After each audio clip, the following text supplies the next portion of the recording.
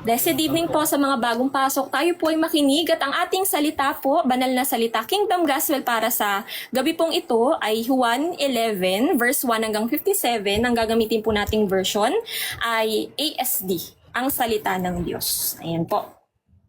Magsimula na po tayo. Yan. Ang pagkamatay ni Lazaro. Makinig po tayo mga kapatid. Ngayon, may isang lalaking may sakit na nakatira doon sa Betanya na sakop ng Judea. Siya, si Lazaro, na kapatid ng dalawang babaeng nagngangalang Maria at Marta. Si Maria, ang babaeng kalaunay magbubuhos ng pabango sa paa ng Panginoon at pagkatapos ay pupunasan niya ang kanyang buhok. Nagkasakit si Lazaro. So dito po sa mga una at pangalawang bersikulo mga kapatid, alam naman po natin ang istorya ni Martha and Mary. Matatagpuan po natin yan sa Lucas chapter 10 verse 38 hanggang 42. Kung yun po ay inyong babasahin mga kapatid, 'di ba? Nalaman po natin ang istorya ni Martha and Mary. Si Martha po, alam po natin siya po ay talagang distracted sa lahat ng alalahanin, particular sa pagsuserve. Much distracted with much serving. Yan sa mga worry sa buhay, ayan po si Martha. Samantalang si Mary naman po ang kanyang kapatid. Kung mababasa niyo po yung sa Lucas chapter 10, siya po ay umupo sa paanan ng Panginoong Hesus at nakinig sa kanyang pagtuturo. Sa makatuwid, they symbolizes believers, different kinds of believers, two kinds of believers wherein itong si Martha ay puro pagsuserve. Wala siyang intimacy sa Panginoon. Yung focus niya nasa pagsuserve, nasa mga alalahanin and worries sa kanyang buhay. Samantalang po si Mary, yung eyes, yung mind, yung heart, yung focus, yung intimacy at relationship niya meron na andun, nakafocus sa Panginoong Hesus. Diba? Which is, ang mensahe po nun, yun po ang dapat, si Mary po, ang dapat talagang umiiral sa atin, katulad po ni Mary. Diba mga kapatid, bago po tayo mag-serve, itong ginagawa natin ito, dapat mauna po tayo na palagi pong ma-delight, diba? Mag-enjoy po tayo sa presensya ng Panginoon sa kanyang salita, sa pag-grow, sa paglago, sa kanyang wisdom, sa pagkilala po sa kanya. At diba, yung marinig po natin yung boses niya, kaya po tayo nananalangin. At kinikilala po natin siya sa kanyang salita para po malaman natin ang kanyang boses. Marinig po natin siya ng klaro. Hear Him well. His Spirit, the Holy Spirit. So, kung babasahin nyo din po dito sa kasunod na to, sa John 12, mga kapatid, di ba nabanggit po dito sa verse 2, si Mary po yung nag-anoint sa ating Panginoong Hesukristo. Ang sinabi po dito kasi sa John 12, yung paanan, yung feet ng Panginoon ang inanoint niya. Ngunit, sa Matthew chapter 26 and Mark 14, parehas po yan dito sa John 12, ang focus naman po na nakalagay doon ay sa ulo. Sa makatuwid, buong katawan po ang inanoint ni Mary sa ating Panginoong Hesukristo. Inanoint niya ng isang expensive, mamahaling ointment. Hindi ako nagkakamali, pure nard. Yun po talaga ay one of a kind, talagang mamahalin. Diba? At pinunasan niya po ang paanan ng ating Panginoong Hesukristo ng kanyang buhok. Ano pong ibig sabihin nun? Alam naman po natin na nandyan po yan sa, kung di ako nagkakamali, sa 1 Corinthians chapter 11, yung head coverings, mga kapatid. Natukoy po doon na ang buhok ng babae is her glory. The moment na pinunasan niya ng kanyang buhok, diba, ng kanyang glory, ang paanan ng Panginoon, diba, hindi lang basta-basta towel or pamunas, diba, kundi ang kanyang buhok. Ibig sabihin po, diba, yung buhok na nagsisimbolize sa woman's glory, na nagsisimbolize din po na she is laying up her honor, her status, her glory for the Lord. Showing na mayroon siyang humility, nagpapakumbaba siya sa paanan ng Panginoon, showing her devotion, showing her honor. Yun po dapat ang gayahin natin, yung ginawa po ni Mary, which is talagang natuwa po ang Panginoon sa ginawa pong ito ni Mary sa kanya. At ang sabi nga po, ganito din kasi ang ginawa ng sinful woman doon sa Luke 7, yung ginawa pong ito ni Mary, which is naging rebuke po rinibuke ng Panginoong Hesukristo yung Pariseyo. Di ba tumuloy siya dun sa bahay ng Pariseyo, which is nandun din po yung sinful woman, na ginawa niya rin po itong ginawa ni Mary. Di ba inanoint niya yung feet ng Panginoon with the expensive ointment. Ang sinabi po ng Panginoon doon, sa Luke chapter 7, sa Pariseyo, nung pumasok ako sa bahay mo, hindi mo ito ginawa sa akin, wala kang ibinigay. Samantalang itong babaeng ito, ginawa niya ito para sa akin. Diba? Kaya pinatawad ng Panginoon yung napakaraming kasalanan ng sinful woman. Samantalang yung Pariseyo, alam naman po natin, the Pharisee is righteous in himself, diba? They are self-righteous. Dahil akala nila tuwid na sila. Diba? Hindi niya ginawa yung katulad ng ginawa nung babae, nung sinful woman na ginawa din ni Mary, nagpakumbaba sa paanan ng Panginoong Hesus. Kasi po, ininsulto po nung Pariseyo insulto yun sa Panginoon, giving Him no honor. Diba? Not unlike yung ginawa po ni Mary at nung sinful woman. Lahat pati yung glory, yung buhok niya, diba? Showing glory. Lahat po yun, honor, devotion binigay niya sa Panginoong Hesukristo. With humility pa sa paanan niya. Hindi nakatayo, hindi nakaupo, nandoon sa paanan ng Panginoong Hesus. So, ang sabi po dito, no, verse 3, kaya nagpasabi ang magkapatid na Maria at Marta kay Hesus, Panginoon, may sakit po ang minamahal niyong kaibigan. Nang mabalitaan ito ni Hesus, sinabi niya, hindi hahantong sa kamatayan ng sakit na ito. Makinig po tayo dahil importante po yung sinabi ng Panginoon dito. Nagkasakit siya upang maparangalan ang Diyos. Nang sa gayoy, maparangalan din ang anak ng Diyos. So may mahalaga pong sinabi dito ang Panginoong Hesukristo na dapat po tayo ay nagpipay attention. Diba? Ang sabi niya po dito, no? Na ang Panginoong Hesus, sabi po dito sa verse 3 and verse 4, mga kapatid, ang Panginoong Hesus, mahal niya si Lazarus, even Martha and Mary, showing that all of us ay mahal niya. Mahal niya tayong lahat. At alam niya, di ba? Alam niya, pinahatid sa kanya ang mensahe na may sakit ang minamahal niyang si Lazarus. So, ang sinabi niya po dito, inassure niya po na hindi hahantong itong sakit na ito sa kamatayan, yung mahalagang mensahe. Na dapat ay pinagfokusan. Yun dapat yung panghawakan nila, yung assurance na iyon, yung salita ng Panginoon, which is, dun papasok ang pananampalataya. Doon sa salita ng Diyos, pag may salita na ng Diyos, sinabi na yan, assurance na yan, confirmation na yan, pwede mo nang panghawakan. Diba? Magkakatotoo yan. Pwede mong panghawakan kasi for God cannot lie. He cannot oppose His word. Yan dapat ang dinideclare natin sa prayer, yung kanyang salita. So, ang sabi niya dito, diba, hindi hahantong sa kamatayan. At ang sabi niya po dito, pero later on, mamamatay po si Lazarus. So, bakit po yung nasabi ng Panginoon na hindi hahantong sa kamatayan? Ibig sabihin po, itong promise, itong salita ng Panginoon, assurance na sinabi niya, na kung nagpe-pay attention or nakikinig ng mabuti yung mga tao na nakapaligid doon na nakareceive ng mensahe, na hindi po hahantong sa kamatayan, ibig sabihin, this is an indication of not just healing, but raising up from dead. Ibig sabihin, di ba may plano ang Panginoon for a much greater glory than healing, raising up from dead. So, ang sabi po dito, no, verse 5, mahal ni Jesus ang magkapatid na Marta, Maria, at Lazaro. Ngunit, nang mabalitaan niyang may sakit si Lazaro, nanatili pa siya ng 2 araw sa kinaroroonan niya. So, ibig sabihin po, di ba mahal niya po, di ba sabi dito, mahal niya si Lazaro and Martha and Mary. Nung nalaman niya na may sakit, nag-stay pa siya ng 2 araw. Ano pong ibig sabihin nun? Kasi di ba pag mahal mo may sakit, dali-dali ka doon sa taong iyon para damayan ng taong iyon. Di ba? Para pagalingin ng taong iyon kung ikay may pananampalataya, di po ba? That is a usual glory. Yung healing. Healing is good.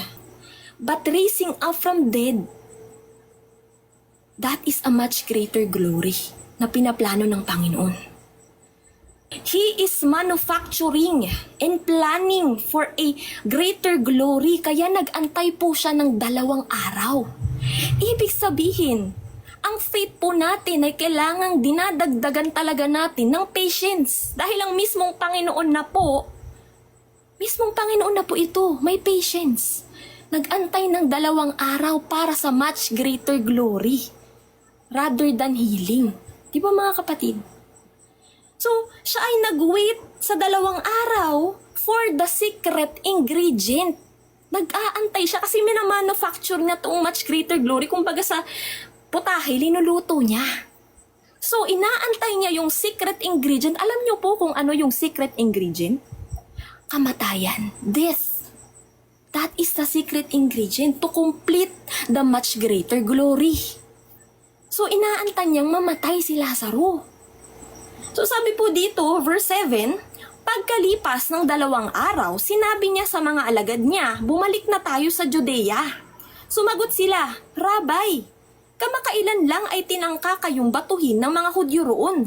Bakit pa kayo babalik doon? Itong mga disipulo niya mga kapatid ay talagang nagpapakita na hindi talaga nila naiintindihan yung will ng Panginoon. Itong ginagawa niya, itong pinapahayag niya. Kaya nila nasasabi ito. Diba? They are focusing sa physical, on the scene. Kaya yung pangunawa nila mababaw. Hindi po malalim, hindi spiritual. Kasi for us to truly understand God, for us to hear the word well, we must know Him well in His words. Spiritually. Mga kapatid. So ang sabi po dito, no? Ang sabi nila, kapakailan ay tinangka na nga po, nabatuhin siya ng mga Hudyo ron, bakit pa daw po siya babalik? Ang sabi po dito ng Panginoon, makinig po tayo. Verse 9, sumagot si Jesus, hindi ba't may 12 oras sa maghapon? Kaya ang naglalakad sa araw ay hindi natitiso dahil maliwanag pa. Ngunit ang naglalakad sa gabi ay natitisod dahil wala na sa kanya ang liwanag. Magandang gabi po, Sis Angel. So, ang ibig sabihin po nitong verse 9 and verse 10 tungkol po sa umaga at gabi na nagsisimbolismo po sa liwanag. So, pagka-araw pa, nandyan pa ang liwanag. It symbolizes the light is the Lord. Kasi 'di ba dito, kasama pa nila ang Panginoon. So, ibig sabihin, habang umaga pa, nandyan pa din nagsisimbolize na kasama pa ang light, the light is in you, hindi ka matitisod, hindi ka mai-stumble and fall. While, kapag gabi, darkness na, wala na ang light. Wala na, hindi na nila kasama ang Panginoon. They will stumble and fall. Kasi kapag kami liwanag, na-expose niya ang lahat ng mga madadaanan mong obstacles, lahat ng problema, lahat ng trials, makikita mo. Kasi nandyan yung guide, nandyan yung light. Kasi ang light ang Panginoong Hesus. It symbolizes kapag nandito ka sa presensya at nasa kaharian ka, nasa otoridad ka ng Panginoon, meron kang guide, meron kang path of righteousness na sinusunod. Hindi ka matitisod, di ba? May gabay ka. Yun ang ibig sabihin dito ng Panginoon. So sabi po dito, pagpatuloy natin, verse 11, pagkatapos, sinabi pa ni Jesus, ang kaibigan nating si Lazaro ay natutulog.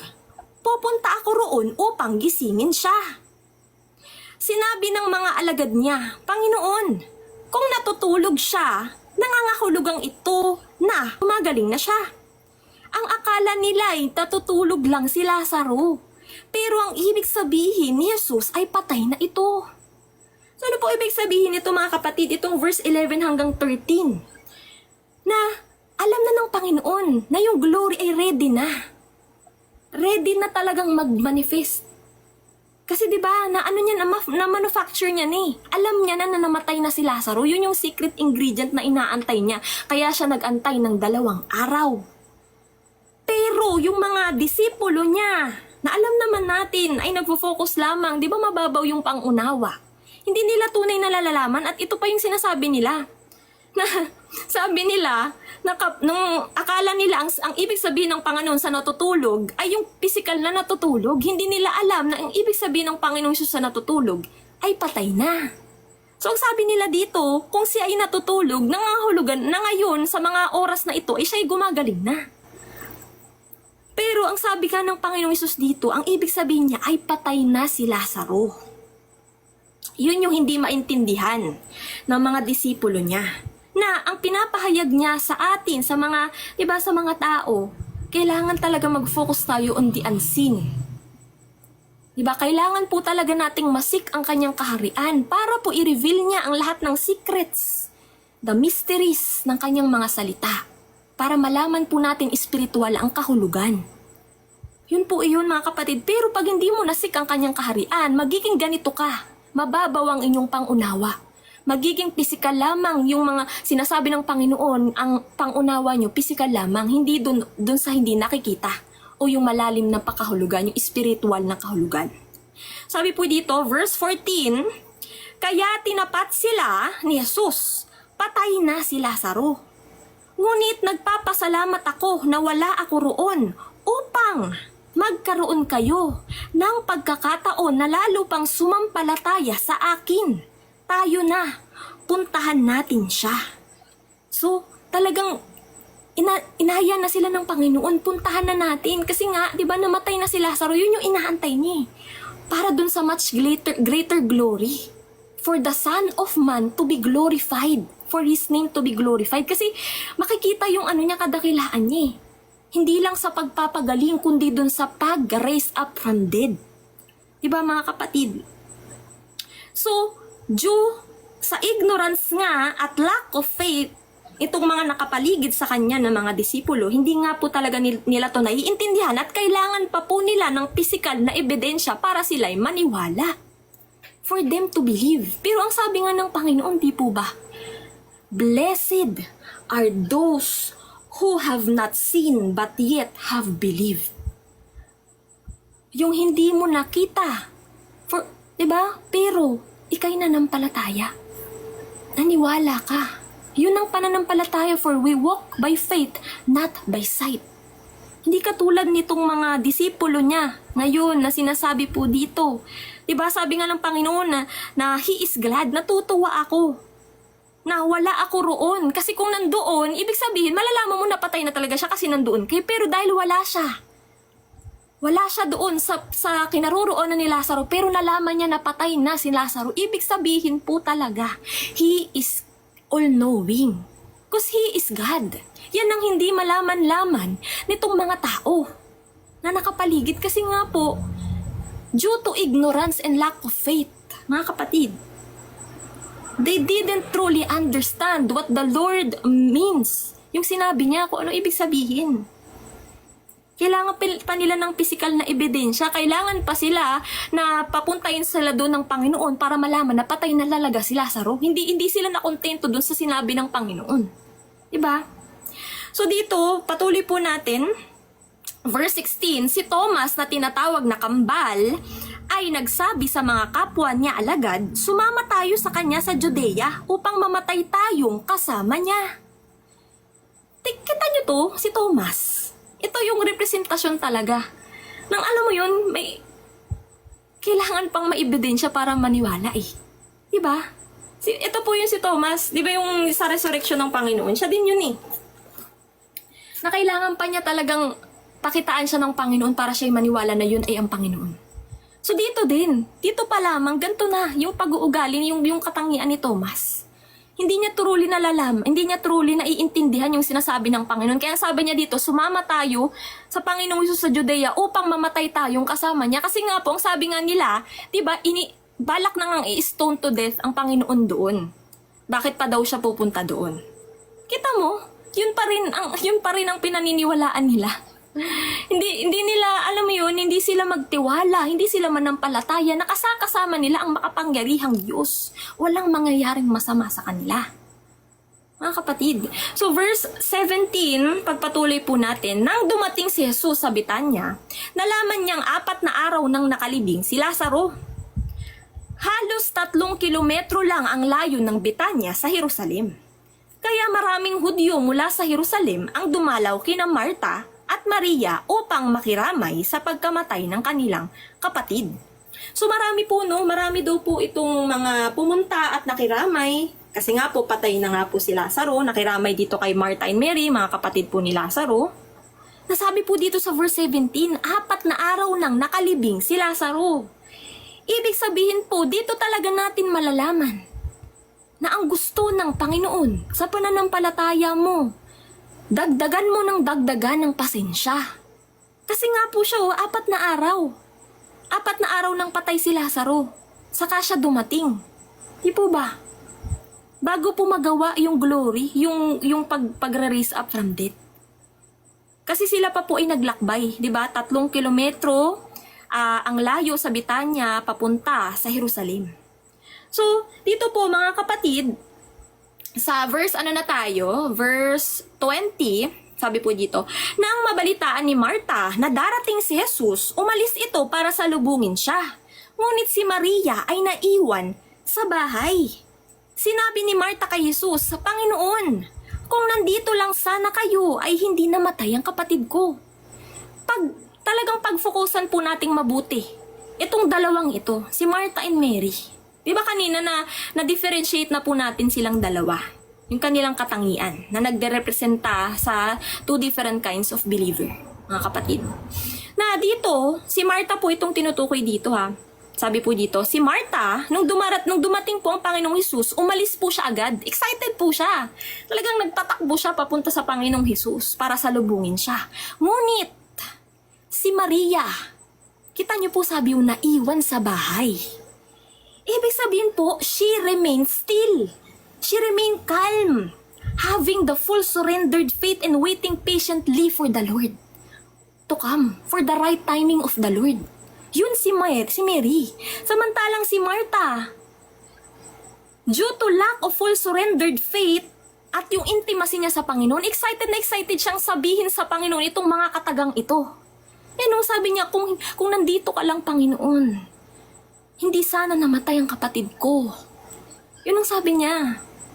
Diba? Ngunit, kahit ngayon, alam kong ibibigay sa inyo ng Diyos ang anumang hilingin nyo sa Kanya. Meron siyang basic knowledge Pero wala siyang intimacy, wala siyang full surrendered faith, yung buong pananampalataya sa Panginoon. Itong si Martha. Sinabi ni Jesus sa kanya, eto po, makinig tayong mabuti. Sinabi po ng Panginoong Jesus, reply niya ito kay Martha doon sa sinabi niya. Muling mabubuhay ang kapatid mo. So may assurance na po, binigyan na siya ng assurance. Binigyan na siya ng word ng Panginoon na muling mabubuhay ang kapatid niya. Pero ito yung sinagot ni Martha, verse 24. Sumagot si Martha, alam ko pong mabubuhay siyang muli sa huling araw kapag bubuhayin na ang mga namatay. Sinabi ni Jesus sa kanya, ako ang bumubuhay sa mga namatay at ako rin ang nagbibigay ng buhay. Ang sumasampalataya sa akin, kahit mamatay ay mabubuhay. Ang sino mang nabubuhay at sumasampalataya sa akin ay hindi mamamatay kailanman. Naniniwala ka ba sa sinabi ko? Hindi po sasabihin to ng Panginoon kung may pananampalataya ng buo si Martha. Ayan o, sabi niya, naniniwala ka ba sa sinabi ko? Di po ba mga kapatid? Kailangan niya pa po napaliwanagan ng Panginoon para malaman niya ang mga bagay na ito. Para mabuksan siya espiritual, dun talaga sa sinasabi ng Panginoon. Di ba, inassure na nga niya na hindi mamamatay ang kapatid mo. Muli siyang mabubuhay. Pero iba pa rin yung pakahulugan, iba pa rin yung nasa isipan ni Martha. Ang isipan niya sa huling mga araw pa. Di ba, hindi niya alam na bubuhayin na ng Panginoon right there and then. Si Lazaro. Mga kapatid. So, dito nagpapakita na hindi talaga niya tunay na kilala ang Panginoon, ang kanyang salita. Hindi siya, talagang still confused pa siya. Confused pa siya, lito pa siya. Despite of the Lord saying that, na muling mabubuhay si Lazarus. Diba, kulang. Kulang po talaga sa pananampalataya itong si Martha. So sabi po dito, verse 27, sumagot si Martha, Opo, Panginoon, sumasampalataya ako na kayo ang Misayas, ang anak ng Diyos na darating dito sa mundo. Verse 28, pagkasabi niya nito, bumalik si Martha sa bahay nila. tinawag niya ang kapatid niyang si Maria at binulungan. Makinig po kayo dito. Narito na ang guro at ipinapatawag kanya.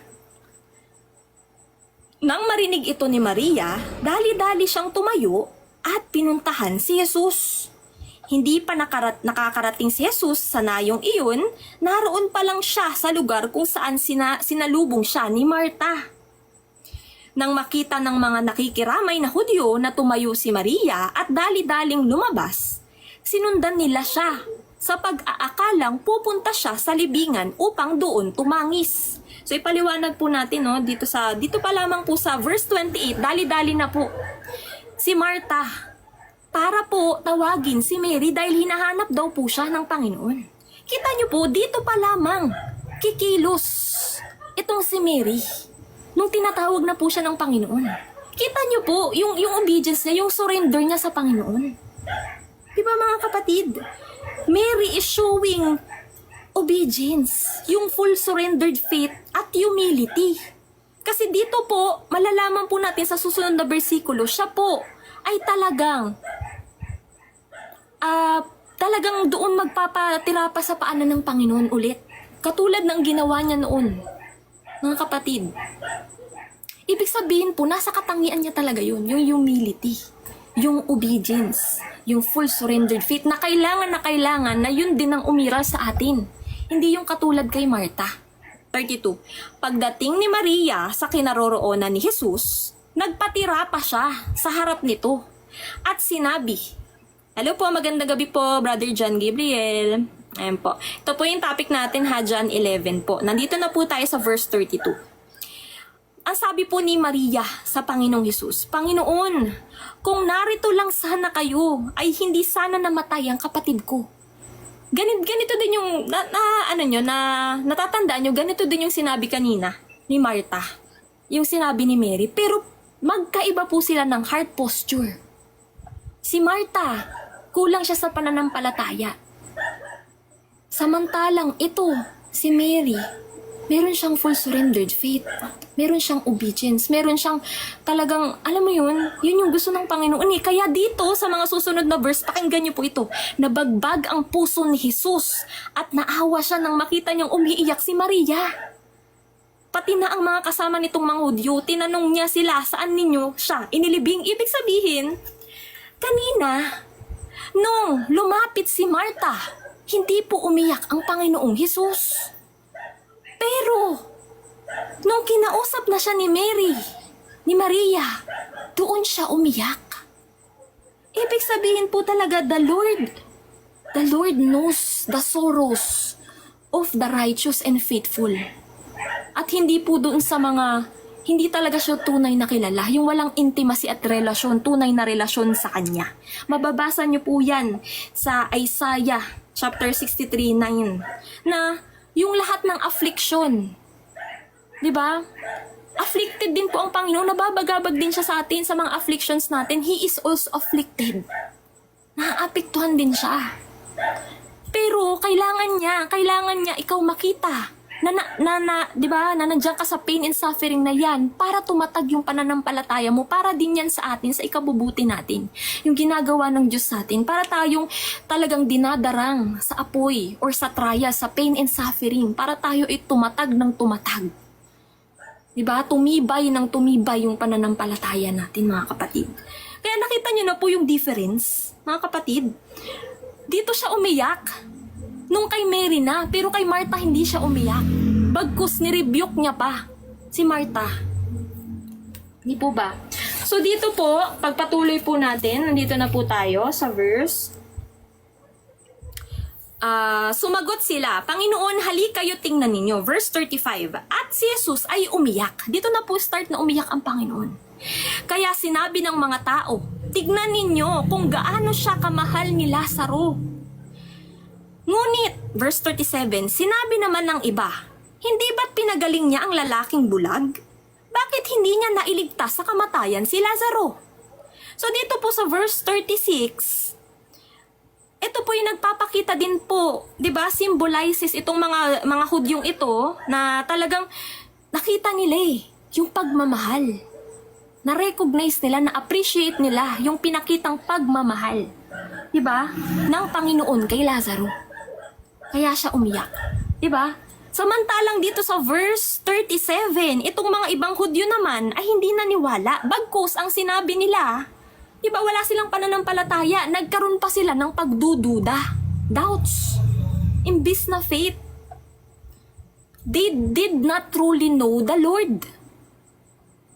Ganun po kasi ang mga tao kapag di nila tunay na kilala ang Diyos, ang kanyang salita, wala silang tunay na relasyon sa Diyos.